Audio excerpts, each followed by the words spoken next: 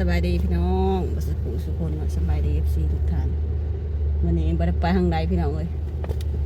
ติดงานติดเวียกติดงานติดภารกิจเวียกเจ้าของ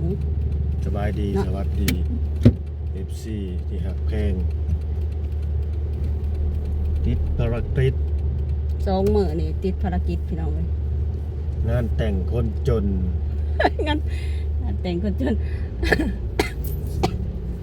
ยังไงกันงานแต่งเจ้าบ่ก็เที่ยวงานแต่งเจ้างานแต่งน้องทรายพี่น้องเลยเนาะน้องทรายเฮาหั่นแหละ2 วันวันนี้เป็นมื้อขอมาขอมื้ออื่นจะเป็นมื้อแต่งขอแล้วแต่งเลยแหละคือเขาว่าขอมื้อนี้กินมื้ออื่นเนาะบ้านพี่ได้อยู่บ้านสมปออยู่ในเมืองพี่น้องเอ้ยอยู่สวรรณเขตมากัน4-5 คนบ่ได้มาหลายดอกมาแต่โคตรเนาะมาแต่เจ้าโคตรใหญ่แน่จังหน่อยผู้น้อยก็บ่ได้มาแบบว่ามันไกลเด้การเดินทางก็รถมันก็บ่พออีกมื้ออื่นพุ่นแหละสิมาหลายคนอยู่ถ้าเบิ่งมื้อมาอย่างคนเนาะบ่ว่าติดรถคันเดียวก็สิได้มาแต่เอ้ยน้องหั่นแหละคันเดียวนี่แหละเพื่อนแล้วพี่น้องเพื่อนน้องไผ่เพราะว่าก็สิเคยเห็นหลายเถื่ออยู่ดอกเขาคิดงัวบ้าตัวสำสีซอยจุเนาะมือตัวบักใหญ่นี่นึงจุได้จีน้ำเขาดอกเราบ่ได้มากินน้ำเขาเอากระสาจุมือบุญหมดเลยข้าเจ้ากำลังเตรียมงานพี่น้องไว้กินมื้ออื่นเนาะนี่แหละเพื่อนกับเพื่อนเคียมทางบ้านเป็นบ้านสมปล่อยบ่เลยบ่เอาบ้านสมปล่อยจากเมืองพี่จังดอกเมืองยังก่อนฮะนครไกรสอนเนี่ยนครไกรสอนนครไกรสอนพรหมวิหารข้าเจ้าสิเขาไปขอกันเลยเฮายังบ่ได้ลงกระยาแล้วเฮาบ่แม่นตะโคตร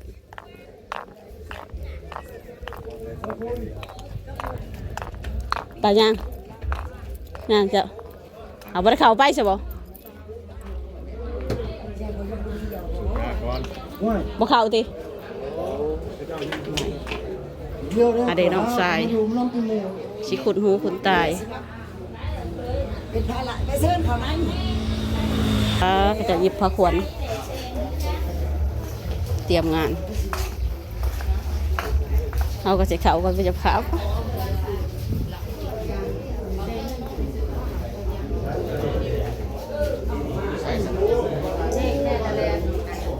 นี่แหละมากันทุกคน2 4 5 6 7 คนมากัน7 คนเนาะนี่ได้ขันที่ใส่เงินต้องเป็นขันที่ใส่เงิน มาแต่พอข้าเจ้าเราบอกได้ลายเนาะเอียนเหล่าบ่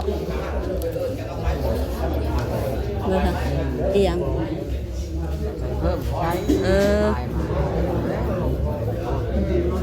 ขันเอียงคือมีแต่ใบ500บ่ใบ5,000ใบ500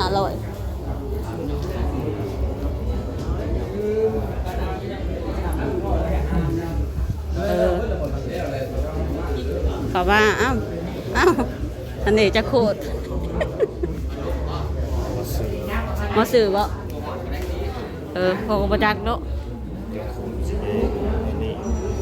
ใครจะโคตรมาสื่อ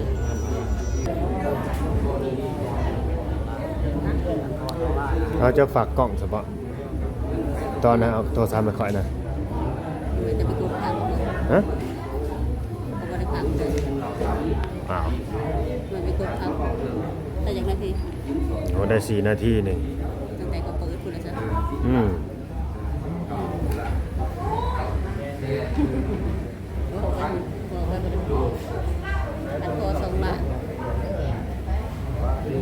โอ้มาหอดแล้วก็ทางไว้เนาะเมื่อจักไว้อยู่แล้วเพราะว่ามีทางหลัดมาบ่มีทางหลัดมาอยู่บ่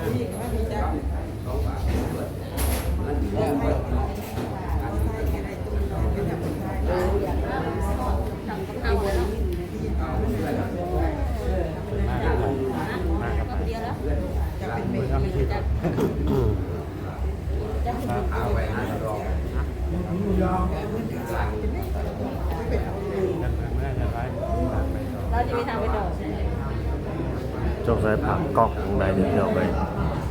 อันนี้อยู่บ้านซ้อเนาะบ้านซ้อเมืองนครไกรสอน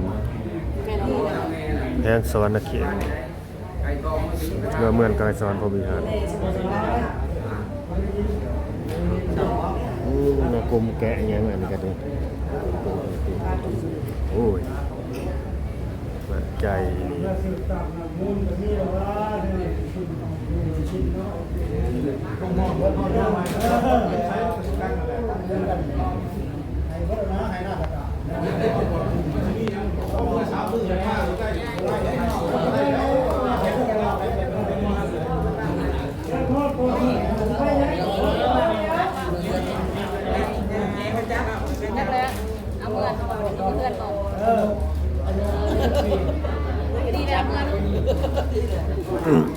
มันมีคนอยู่ได้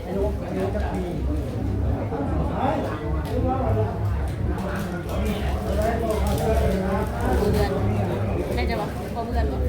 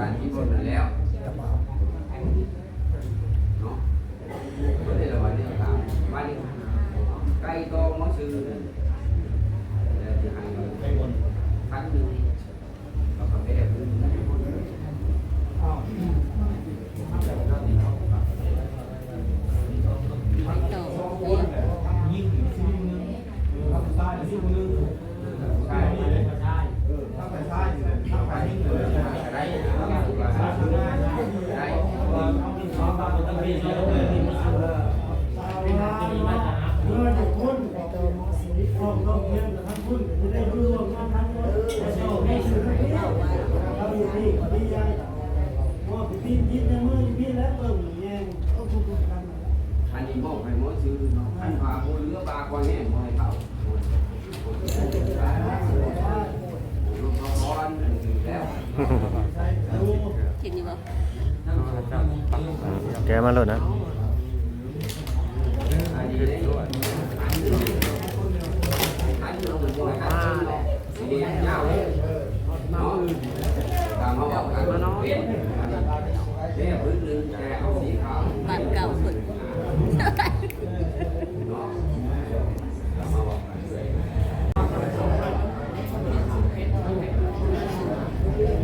ไปเป็นอยู่บ่ ฮะ ไปเป็นอยู่ ยัง หมอยังก็บ่ซื้อหมอยังก็ หมอซื้อไผ บอกว่าเจ้าเคยเป็นอยู่ ไปสิไปเป็นตอนใดอะยังบ่ได้ฮอดงาน คันอยู่มันทางยังได้เป็นอยู่ อยากเป็นบ่ชวนไปมือขอให้บอกวี แม่นบ่ไปได้ได้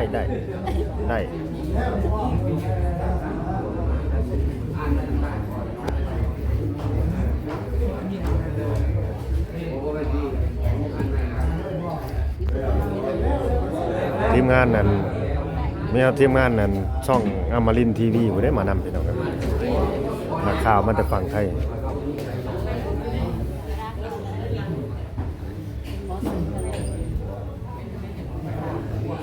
โอเคเนาะเดี๋ยวเก็บภาพไว้ซ้ำนี่เด้ออย่างน้อยเพิ่นก็สิ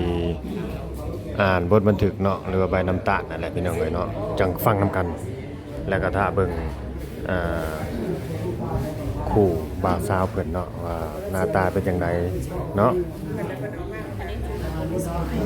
ใช่ วนในการสู่ขอ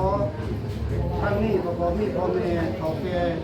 พวกลูกตาของกับพายละเอียดลงนี้ภายใต้ประกอบมีทานแก้วสุพรรณวงศ์เป็นนาบาวเนาะเขาญาติเป็นนาบาวน้องทานดอนเขาญาติเป็นนาบาวทานวันดีเขาญาติเป็นนาบาวภายยิ่งประกอบมีทานกับพันเพียงอุ่นเขาญาติเป็นพ่อเฒ่าทานบุญเพ่งเนาะเขาญาติเป็นพ่อเฒ่าทานผู้แก้วเขาญาติเป็นพ่อเฒ่า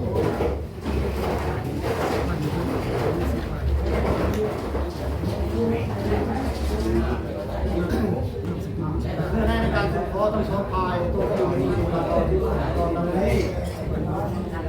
จำนวนที่สอบประลองหาที่ว่า9,999,400คำสองบาทมูลในตัวเราตอนนี้เอาข้อมูลได้จำนวน50 ล้าน50 ล้าน9,999,400คำสองบาทมูลในตัวเราตอนนี้เนาะหน่อยบริคนคาดเนาะเอาข้อมือสุขอจำนวน50 ล้าน9,999,400คำ1 บาทมูลในตัวเราตอนนี้พอดมือแตงจะมามอบ50 ล้าน9,999,400เนาะคำสองบาทมูลในตัวเราตอนนี้เพื่อให้หายการสุขอคนทำเรื่องปฏิบัติสงบไปมีขอคนกันดังนี้เนาะเนาะกำหนดมือแปลงเนาะเดือน4เรื่องมันนี่เนาะของพระพุทธรถบันเทิงสต๊อปนี่อ่านซ่อมหนาโดย2 ปลายเห็นว่าถูกต้องการลูกค้าหรือการดังนี่ที่พร้อมการลงเส้นไว้เพื่อเป็นหลักฐานเนาะวงเล็บเนาะขอตามที่ข้อประเพณีอันได้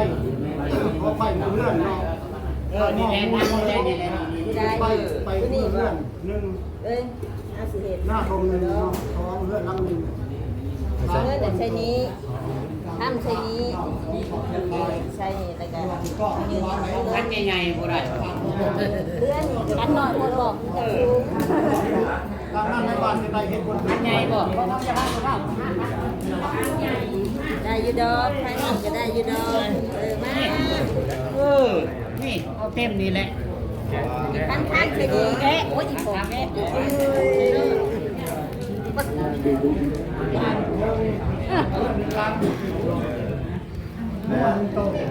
เป็นน้ำนมคงใส่มันดำ ลูกนะแม่บ่เฒ่าลูกนะแม่ย่างออกมาเลย พายแรง พายแรง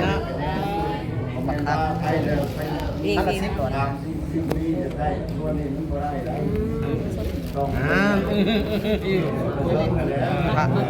ท้าอีลอยไป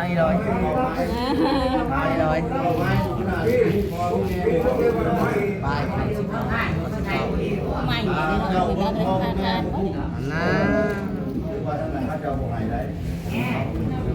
นะคันนั่นเนาะคันนั่นนะทำกันเนาะนี่ เบิ้ลเดี๋ยวแม่เป็นผู้ ทำนี่วางตรงนี้เงินใส่ได้เอาในลงก่อน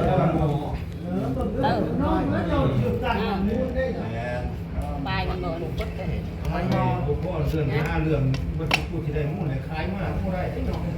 ได้แน่ จะเห็นภาพที่นี่ได้บ่นี่ว่าเก้าให้มันสวดขึ้นรถนะเอาคำมาใส่โอ้เงินชิ้นโชค น้องไม้ในท่านไม้ประชาไพ่นี่เจ้าผู้หญิงได้เอาแหละบ่เสนอก่อนที่เสนออ้าว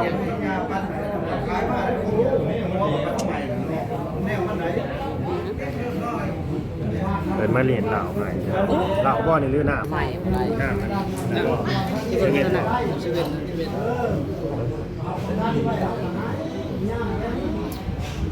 กินเบอร์นี่พอดีเมื่อบ่ได้ครับผมแต่ว่าสิกินบ่ได้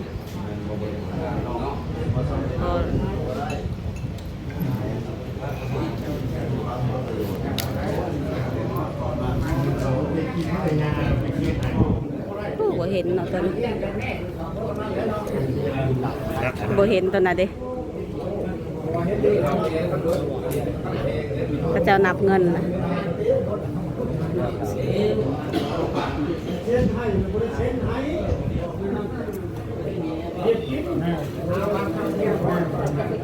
บ้านไหนก็จะยังแบบนั่นเหล่าขาวอยู่เนาะยังแบบเห็นแบบบ้านเฮารุ่นเก่าได้เห็นเหล่ายายกัน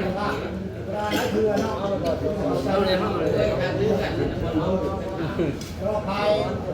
ใช่ที่ว่า600,000เนาะพายยิ่งที่ว่า400,000บ้าน ใครเราก็เขียน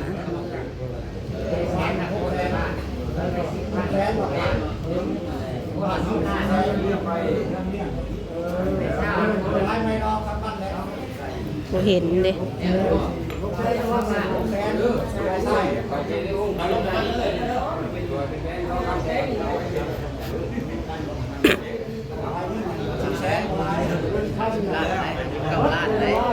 ล้าน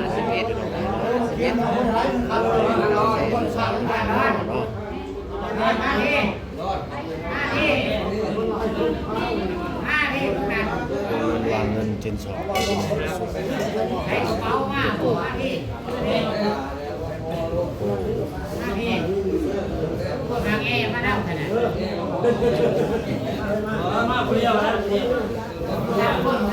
อันนี้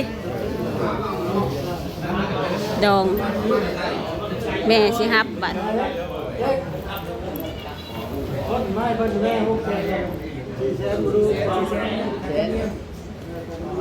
มีค่าธรรมเนียมอีก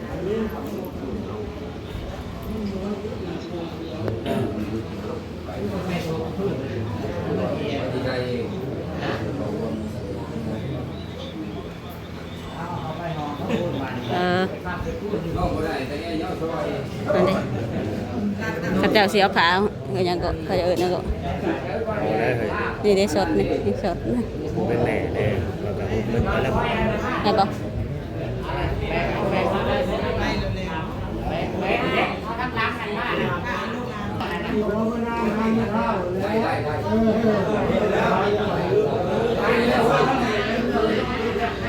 ยังหัวมันนะครับ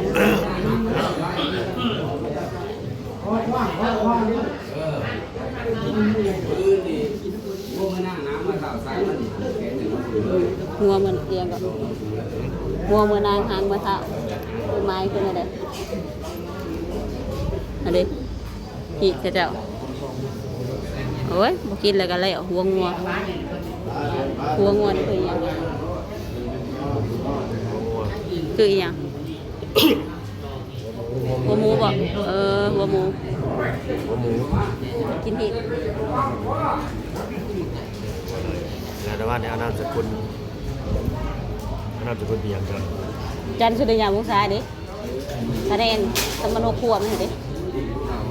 จันทร์สุริยามุสามันต้องเอาให้มันตรงกับตัวนั้นไปประกาศมันนี่แล้วอันเดียวกันเบิด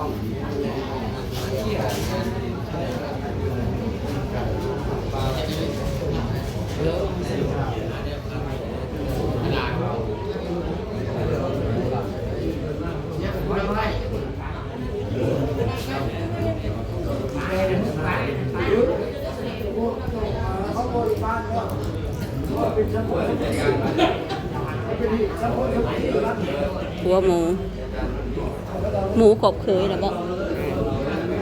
เขาจะคือหัวมันแบบนี้ใช่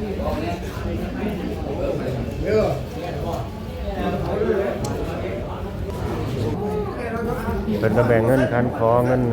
นี่ยังหรอวะเนาะ ที่ว่าจะเคยได้กันเลย คอเงินนั่นเงินโคตรเงินวงเขาเจ้าเงินคันคอเป็นเจ้าก็มาแบ่งกันญาติพี่น้องเพิ่นเนาะโคตรวงเขาเจ้ามาแบ่งกันเนาะญาติพี่น้องเนี่ยที่ว่าบ่ทิมบ่ปากันนั่นแหละแบบเป็นลุงเป็นพ่อเฒ่าแม่เฒ่านั่นนี่นะพี่น้อง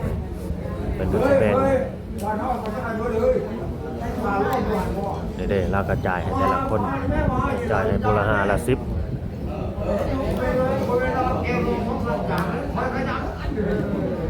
เนี่ยคือให้ 2,000 มีเงินน้อยใช่ป่ะเงินพี่สักกันเลย เงินคันคอ2,000เงินน้อยแท้ คนละกันหลายคน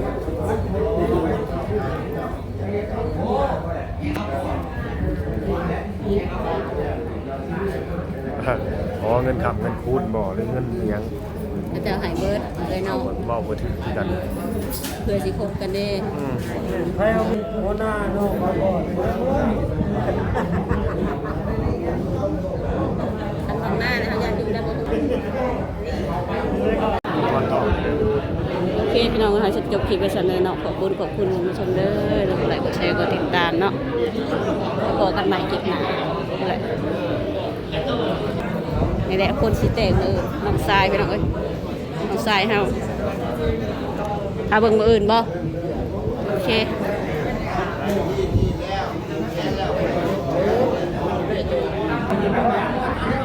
เอาเลยมา1 2 3โอเคเจอกับน้อง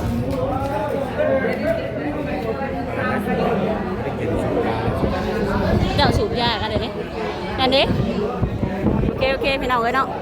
ไปเจอกันใหม่คลิปหน้าเลยจักจะสิย่อเก่าจังดอกถ้าเบิ่งท้องห้องแล้วบ่หิวแล้วบ่ไปแล้วพี่น้องสบายดี